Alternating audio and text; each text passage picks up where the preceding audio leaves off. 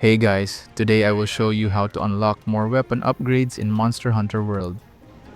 Weapon upgrades are locked behind progression, not levels. The most important step is advancing the main story. The first unlock for weapon trees happens when you defeat the Paulumu, which opens up stronger upgrade paths at the smithy. Keep progressing through the story and the weapon tree expands even further with endgame upgrades. Next, hunt monsters and collect their materials. Weapon trees only expand when you obtain key parts like scales, claws, plates, or gems.